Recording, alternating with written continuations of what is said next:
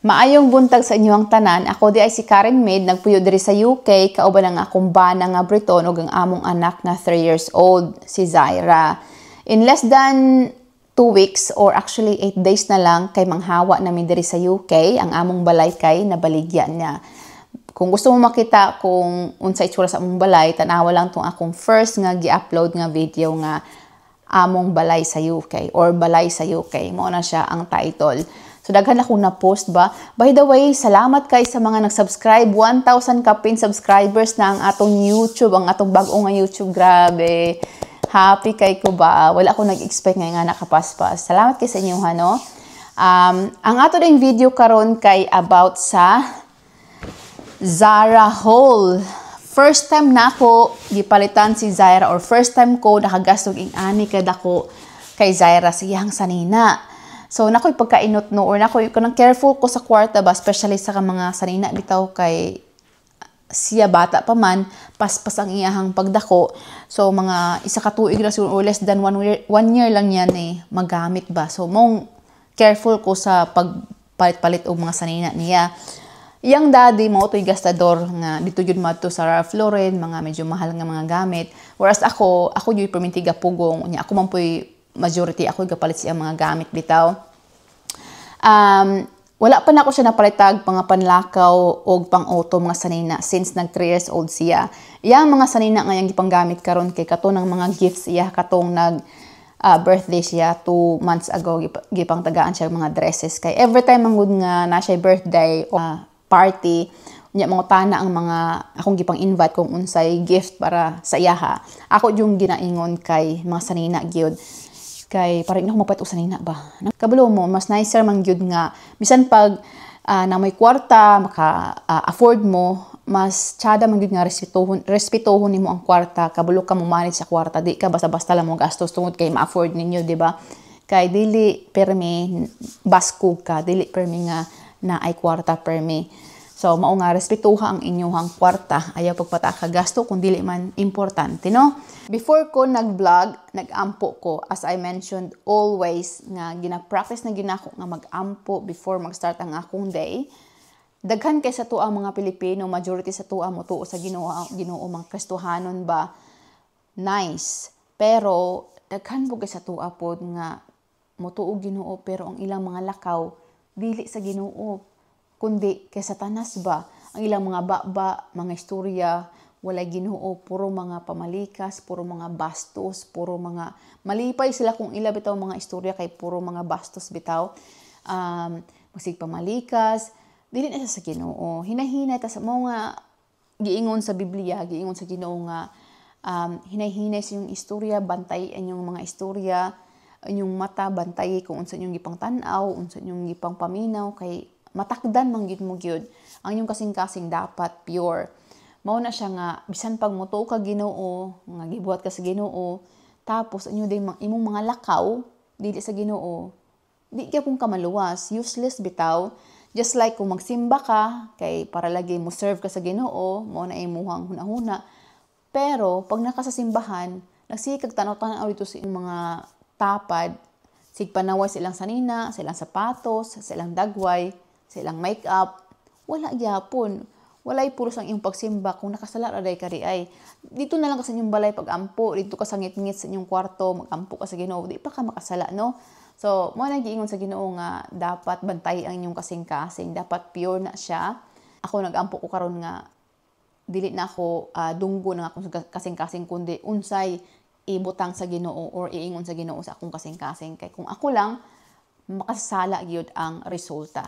Kristohanon ka, dapat ang imong lihok, imong mga lakaw, imong mga pangistorya, Kristohanon pod. So karon ato nang sugdan og tan-aw kining akong napalit sa Zara. Butan nato dire. Medyo bukat-bukat gini siya no. Tantraran. So ayan. So i-share pod ako sa inyo ang presyo ani ha. Kung okay lang. First, ayan. Ay lang. Dili lang nato ibutang para mapakita nato og tarong. So dungan tagtan-aw sa akong napalit. Kini day siya mga material ani kay cotton, 100% cotton. Ayan. stripe nga blue, na siya ay medyo kwelyo-kwelyo ba. Yung presyo niya kay 25.90 cents sa dollar. Tapos sa pounds kay 17 pounds. Ayan. Ang cute kaayo.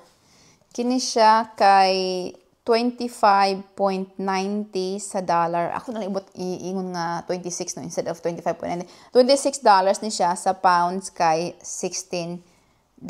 So medyo naigi ka ng medyo dako-dako ang gap ba sa dollars ug sa pounds.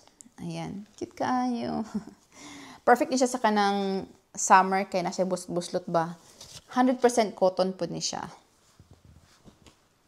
To, nag-iisang dili cotton kay medyo mahal-mahal gyud kastanan kung natural nga material ang imong paliton kung mga coat na ang pag-uusapan. So kini siya napalit na ko ni og $50 or 40 pounds. Tanaw na to kung sa material ani ha. Ang iyang material ani kay polyester, 93% polyester tapos elastin 7%. O diba? So dili siya cotton. Ayan, kay kung cotton gyud mahal kastanan tapos okay ra pud sa kay di man pud masuot ni Zara dugay bitaw kaayo. Ayan, especially kung matumig Dubai, di na niya masuot ni. Unless na lang kung mag-climatize na gyud mi siguro mga mag 4 years old na siya, mag-climatize na gyud ang mga lawas sa init ba. So kung tugnaw sa Dubai, tugnawan na pud ni pod. Pero this winter sa Dubai, more perfect na sa mga kay among katawan or amo ang lawas kay ga-climatize pa diri sa katugnaw sa UK. So, mao na siya. Ang yang itsura, na siya hoodie. Ayan. Wala pa rin na kita ni Zara. Wala pa rin niya na-try. So, ipatry na ako ni siya. Then, this one, cute kayo ni siya. And, pilay presyo ani niya. Nagkantidad siya og $40 or 23 pounds. Ayan.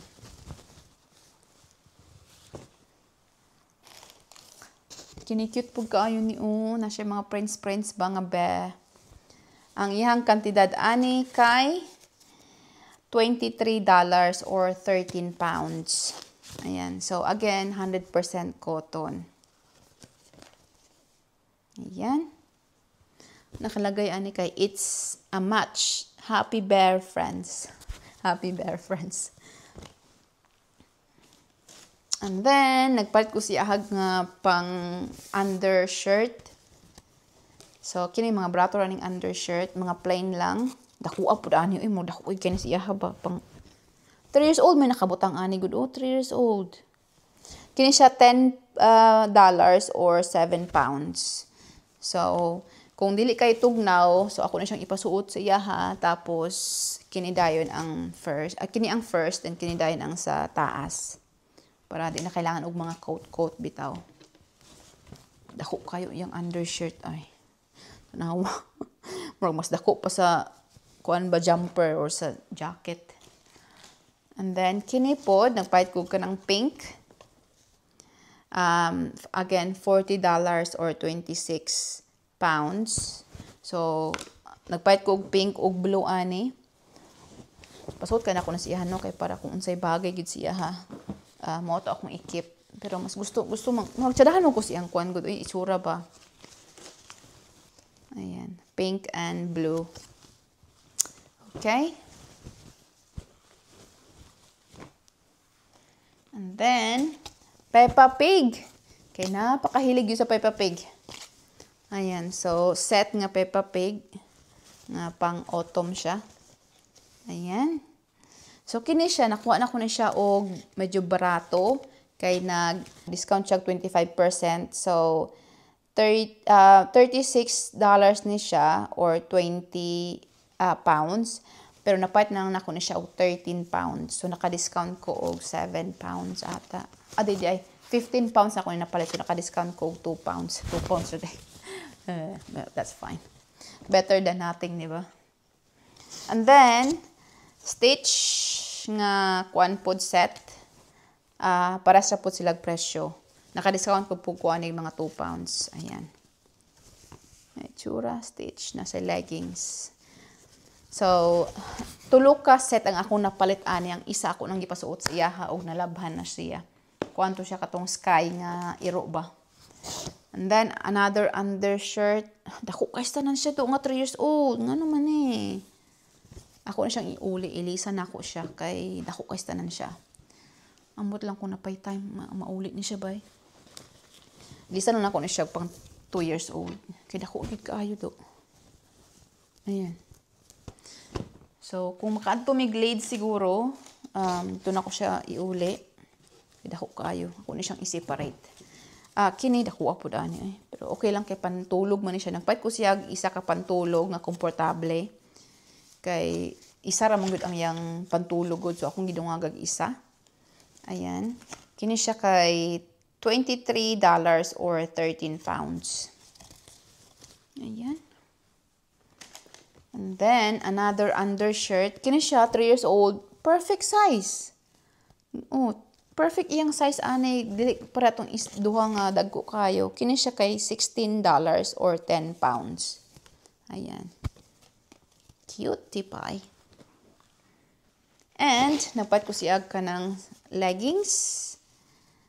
Kini siya ay nagkantidad og $13 or 8 pounds. Ayan. So, ako na siyang gipalit para partner sa kining kuan Bear Friends. Ayan. Ariwa. Mga gagmay na mo kay iyahang kuan good leggings, good. Mga leggings niya nga nabilin kay mga pang kuan 2 years old. So nagpait ko siya pang 3 years old. Ayan. And then nagpait ko siya hag jeans nga cotton, 100% cotton. Ayan. Tapos, kini siya kay $15 or, sorry, 15 pounds. Wala may kanang presyo sa dollars, ilang gitabunan. So, ayan. 15 pounds. Ako na siya ipatry sa iya today kay para makita na ako kung sakto ba yun ba kay basin kailangan din ipang uli di ay.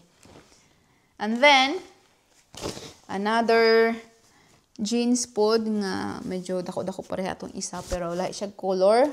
Same price, 15 pounds. Ayan, nasa bulsa sa likod. So, nasa tulo ka jeans nga pang 3 years old. So, moro to ang nabilin siya nga panlakaw. And then, kini akong gidungagan. And then, nagpait ko siya og cotton nga mga underwear. Ayan. So, 6 to 12 ka buok. Ako lang gidungagan iyang underwear kay kalas kasi underwear kay everyday get change ba. Always good ka. Mga tabang sa Ginoo, mag-pray ka. Yata sa Ginoo mga desisyon, mga ikag ka ng tabang siya nga. Dapat ang iyahang wisdom ang mauna, dili ang imuha.